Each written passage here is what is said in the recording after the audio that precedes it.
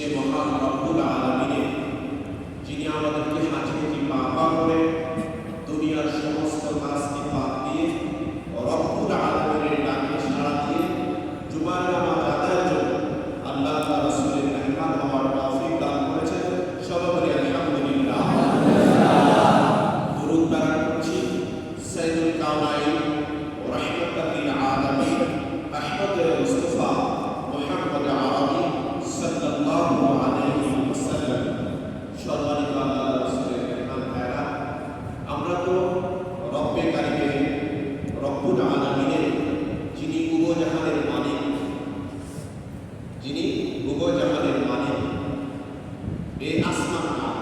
বলে এই আসমান কার? এই সাত আসমান সাত জমিন কার?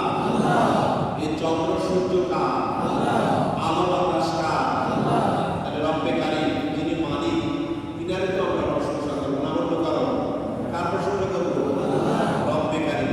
রব্বে কারিম তারপরে ন্যায় নিষ্ঠার সাথে রাষ্ট্র পরিচালনা করা, ন্যায় নিষ্ঠার সাথে সমাজ পরিচালনা করা, ন্যায় নিষ্ঠার সাথে পরিবার পরিচালনা করা, ন্যায় নিষ্ঠার সাথে ব্যবসা বাণিজ্য পরিচালনা করা, শিল্প কারখানা যা আছে সব কিছু আমরা কি পরিচালনা করব কার নামে?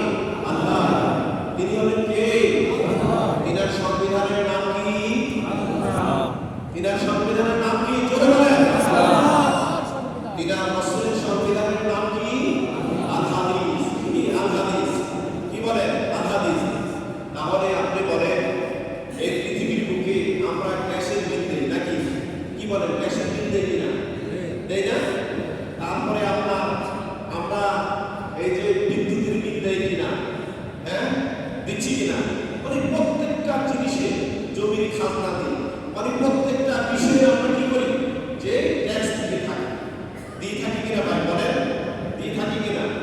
রব্বে কারিম আমার জন্য, আপনার জন্য সাত আসমান সাত জমিন, এই যে জান্নাত আরাম করার জন্য আমাকে আপনাকে যে উপর দিবে, এই সব কিছুকে রব্বে কারিম দিয়েছে।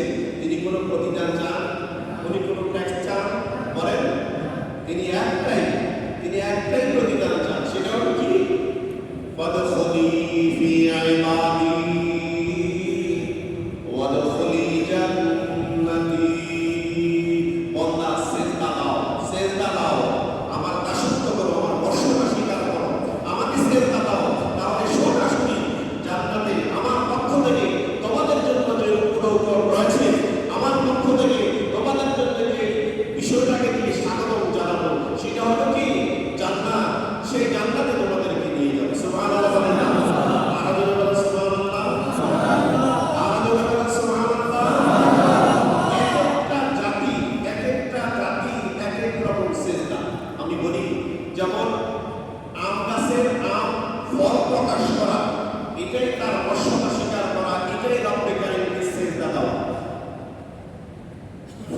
যেমন বড়ই গাছের মৌসুম ভিত্তিক সে ফল প্রকাশ করে, এটাই তার সিজদা দেওয়া। এটা কি? আনুগত্য, এটাই তার সিজদা দেওয়া।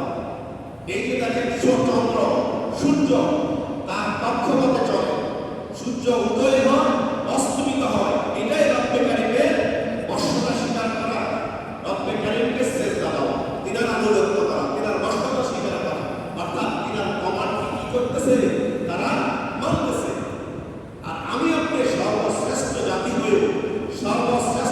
হয়েও সর্বশ্রেষ্ঠ রাসূল, পাওয়ারফুল নবীর পাওয়ারফুল ওয়ারিস এবং পাওয়ারফুল উম্মত আমরা, যে নবী সমস্ত নবীদের সম্রাট, যে নবী পরকালের জন্য রব্বে কারিম যিনাকে সর্দার বানিয়েছেন, সেই রব্বে কারিমের পক্ষ থেকে সেই রাসূলের আমরা পাওয়ারফুল নবীর পাওয়ারফুল উম্মত হিসাবে আমরা সেই রব্বে কারিমের এবং রাসূলের সংবিধান অনুসারে নিজের জীবনটাকে পরিচালনা করি না।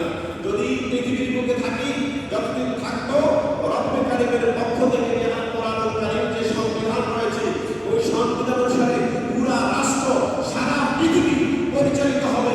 এবং রব্বে কারিমের পক্ষ থেকে আখির নবী আহমদ মুস্তাফা মুহাম্মদ আরবি সাল্লাল্লাহু আলাইহি